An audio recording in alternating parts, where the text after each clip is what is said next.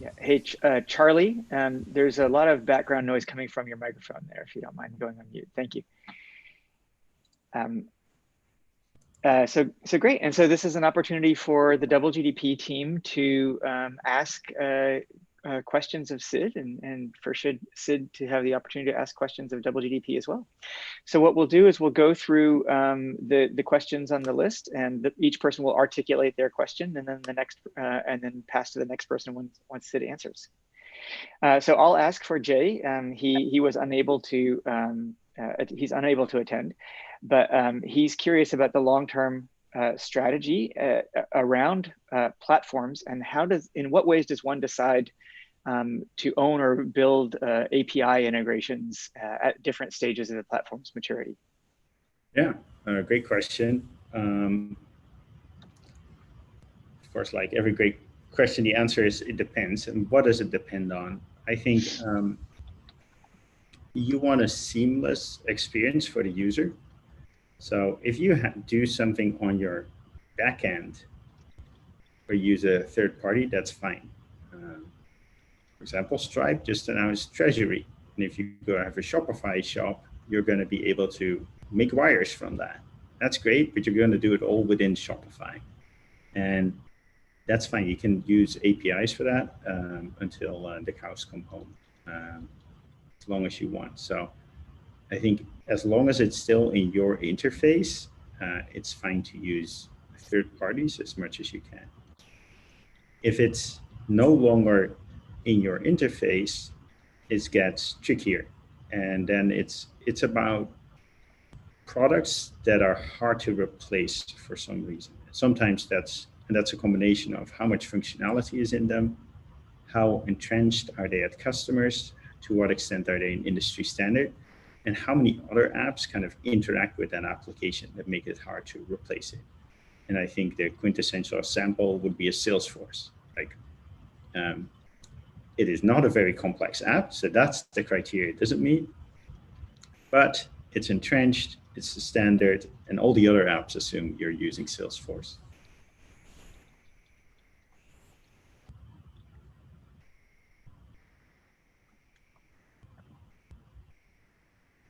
And I guess one follow-up question on this, Sid, what thoughts would you or guidance would you give us in terms of thinking about when and how to build APIs of our own, and how this might flip from the other side of this same strategy? Yeah, you build APIs when your customers ask for it. So I don't believe in an API first strategy. I think APIs kind of pin you down, like you don't want to change them too often. So as long as you have your front end and your back end, and they collaborate, they communicate via an API, it is all very fluid. Like you're in control of both, and you can change both. I think as soon as you have an external API, now all these other people depend on it. So you want to do that later, not sooner. And you make an API when people ask for it. People say, hey, I want to use this part of your application, then you add the API. So little secret, not all parts of GitLab have a publicly documented API. We add it when people ask for it. That saved us a whole bunch of time, and allowed us to make a whole bunch of changes without having to worry about breaking other people's apps. Thank you for that, Sid. Olivia, I'll pass the torch to you. Thanks, Nolan. So my question is, how do you, first of all, hi, how are you doing?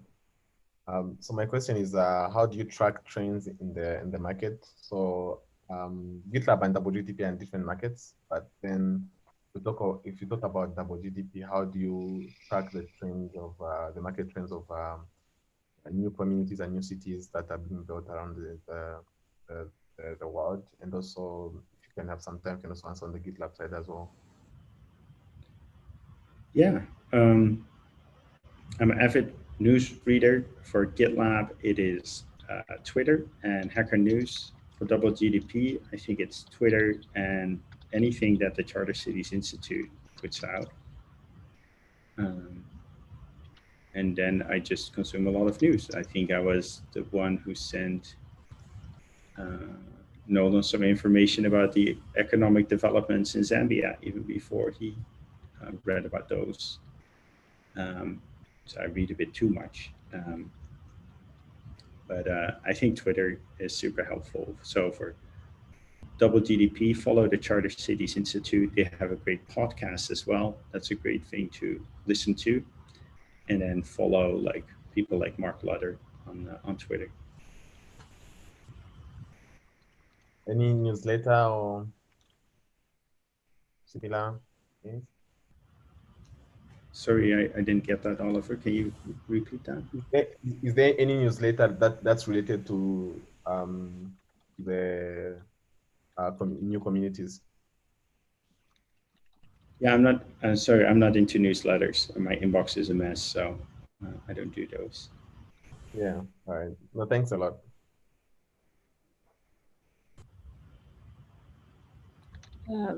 So hello, everyone. My question is, do you have any early memorable stories about a customer using the GitLab product?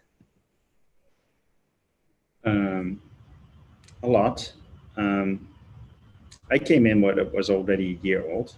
It was taking off, and we had these really big companies, like Fortune 1 companies using GitLab. And it was almost like you wanted to tell them like, hey, are you sure you want to be using this? Because like, it's really crappy, you know, like there's all these mistakes.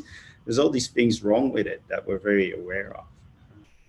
But they knew the state, but they also knew they could help themselves because it was open source. And then you work with them to make it better. And I think that was something that we had in GitLab that we don't have in DoubleGDP, very advanced customers. I think many of our existing customers are very early and they're figuring it out while we're figuring it out. With GitLab, we were very late to the market.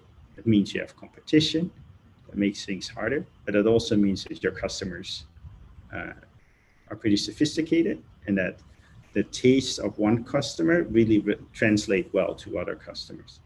With DoubleGDP, we run the risk of making something for one customer that they really want, while other customers don't want it.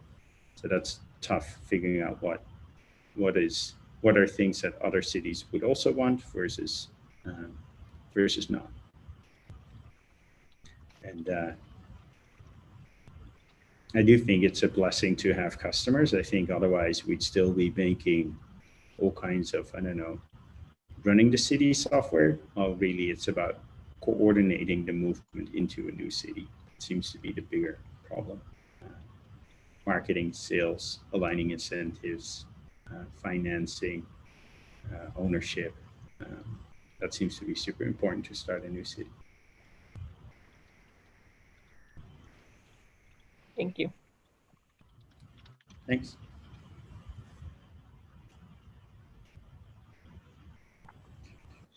I think it's my turn.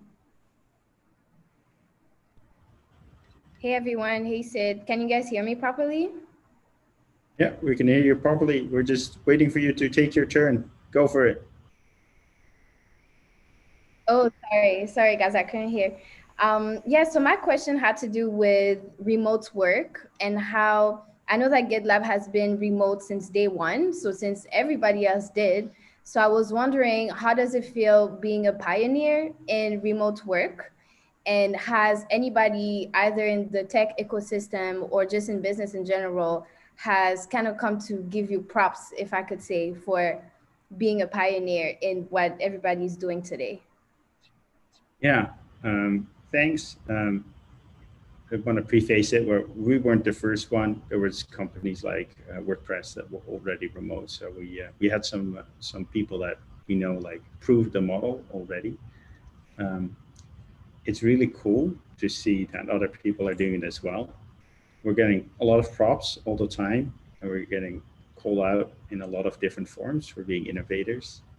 We're trying to help other people with the transition to remote.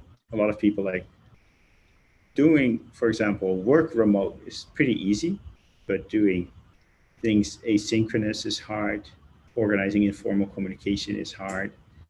There's a lot of things that aren't intuitive that we figured out, that we had a lot of time to figure out, that other companies could benefit from. So we're trying to help other companies by highlighting those practices. And I think it gives me conviction that when you are pretty sure you're right about something, it could be that you're right and the entire rest of the world is just not up to speed yet. You could be much earlier than the rest of the world. So we were saying this remote work for years, and like almost nobody believed us, and for sure people weren't following it. And it turned out it was right. So it gives you a bit more leeway to believe in your own convictions. Now, of course, I may still make a ton of mistakes. It doesn't mean that I'm more frequently right than I was like 10 years ago, but it does mean if you're pretty sure you're right, you can allow yourself to follow that for longer and to double down on it more. Double down, double GDP, I love that. I think that's what's happening. Thank you. Great, thank you. Thanks, Susie. So I think I have the next question. Sid, does GitLab have a North Star metric? And if so, either way, how do you set the team level goals, and how are they recorded and communicated in the various channels that you have, for instance, the handbook, the epic, and other formats? Yeah, thanks. For sure, we have high-level goals. These are the most important ones. And maybe we should choose a North Star. Say this is the most important thing in the company. So I think the GitLab shadows might be in this call. So maybe above here, we should have a North Star, and the North Star should be IACV versus plan. These are the top 10 goals that we have.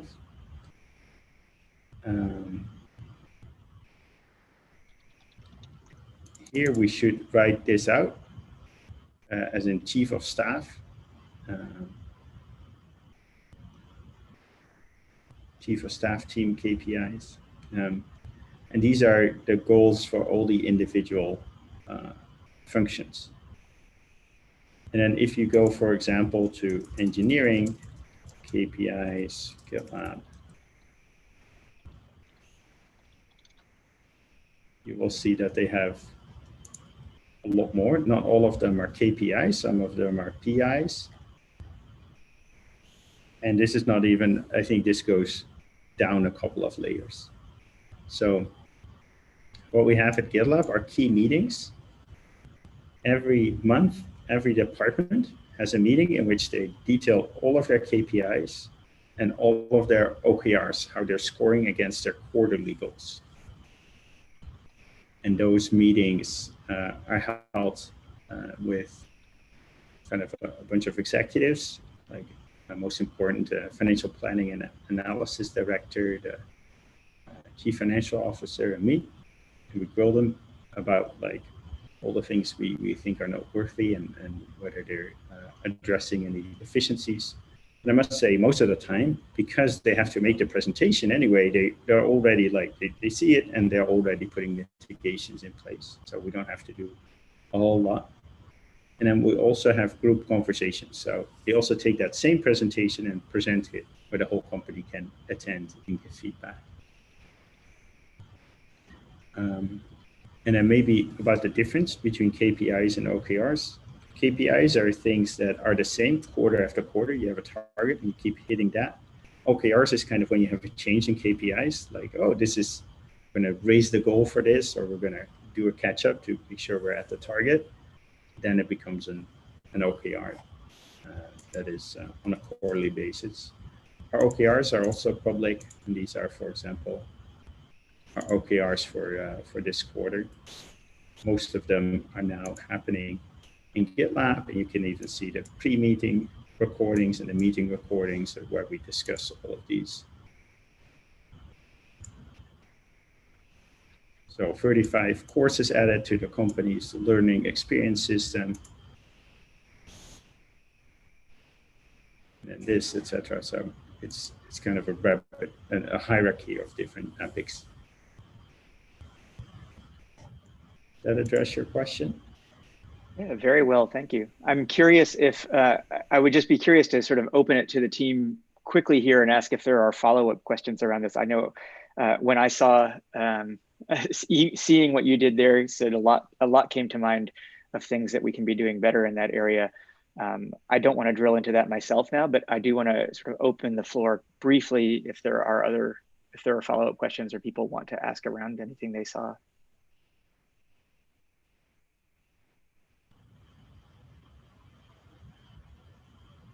Okay, well then let's move on. Minza. I think there's two interesting things there. I think on one hand, I think yes, you could be recording more, and there's I think operational efficiency things like, okay, how many cases did we close per team size and things like that.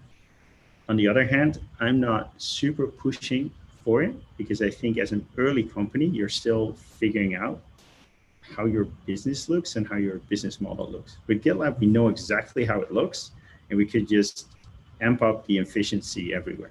Like it's all, we know how it works. We just want to get more efficient everywhere. I think with DoubleGDP, it's like, well, we're kind of figuring out exactly what we should be doing.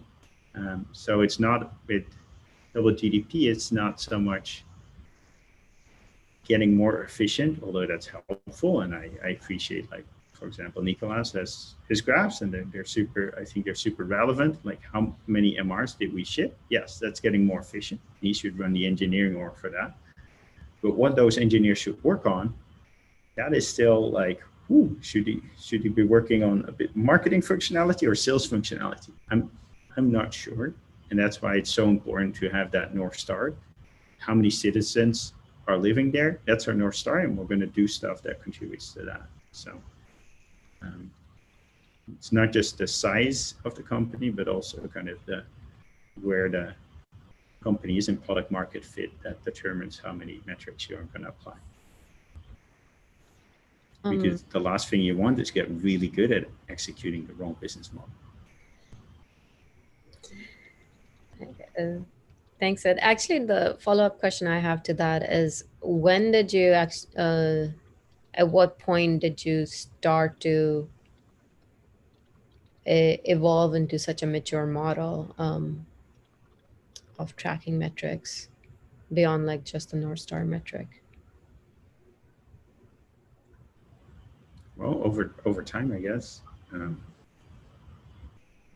I think many times it's like something went wrong, and now you're like, okay, let's keep tracking this so that it doesn't sneak up on us and that we have an early warning if something is off.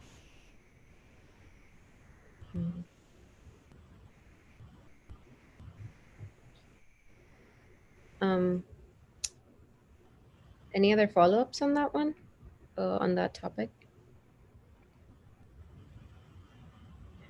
There's more in the question, but I think you're going to ask them. I think there are multiple questions, Minza. I think you should be break them down.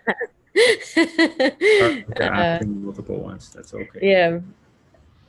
I'm glad I'm allowed to ask multiple questions. Yep. I tried to pilot it to one question. So early on in GitLab, what was your process to collect the knowledge from customers and developers and turn them into actionable insights for the product team? Sort of thing. So the very earliest, we said, hey, you don't have to pay for GitLab, but if you want something developed in GitLab, you can pay us to do so. That was interesting. Kind of people voted with their money, like, hey, I want this, how much is it? And we quoted a price and they committed to that. And that's a really good signal that people really want something. Another good signal if people are building it themselves. And sometimes that's inside the application, but frequently you'll find it outside the application. Like they're working around your system, or they have some Excel sheet or something like that to kind of do the thing they actually want to do, you can just try to integrate that into your system.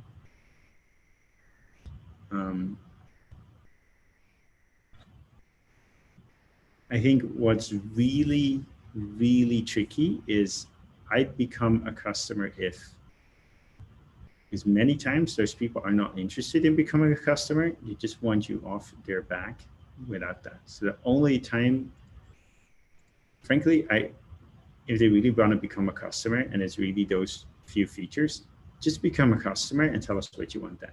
So I would not take any, it's really hard. You frequently overweigh feature requests from people who are not using the application. So like, get them to use the application first, and then almost always the things that they stated up front that they wanted, they have different things that are now higher priority. So weigh the requirements from existing customers much higher than from non-customers. That's why it's so important to get more customers, because those give the best feedback, people actually using the software.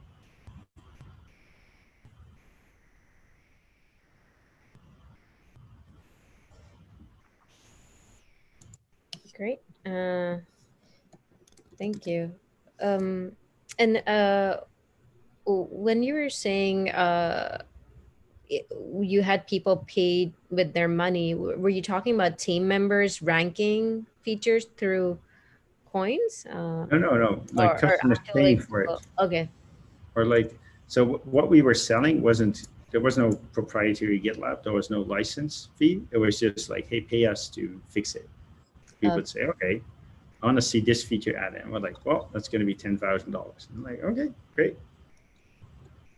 Okay. Thank you for clarifying that. And then how did that process, the products process with partnerships and customer success team evolve, especially in an asynchronous setting where you can't always be a part of the meetings with all the customers and the partners? How did GitLab evolve to capture those learnings and then turn them into product requests? Yeah. So I won't do this at DoubleGDP because you're not at that scale. There's very few cities. So it's like we're going to service 10 cities. GitLab is servicing 100,000 organizations. So it's like 4 orders of magnitude difference. So I think it's very dangerous to derive lessons from that. What we try is to make the issue the central place of collaboration. So salesperson says, hey, that the customer wants it. Great, put a Salesforce link in there and say what their use case is for the feature. And then with the Salesforce link, we can find out who the customer is and how much money they are paying us, and or how big of a potential customer they are. So organize it per feature request and have one central place to put all the feedback. Then reviewing those feature requests, you can make a determination of what's next. Great. Thank you very much. Thank you. Sid, I just want to mention we've hit the 5-minute mark prior. Justin, I see that you added a feature, but Sid, I'll let you determine whether you have the extra 5 minutes to take another question or not. I'm going into a long call after this. I'm going to end it here now. Thanks for all the questions. Great. Really appreciate it. Thank you, everybody.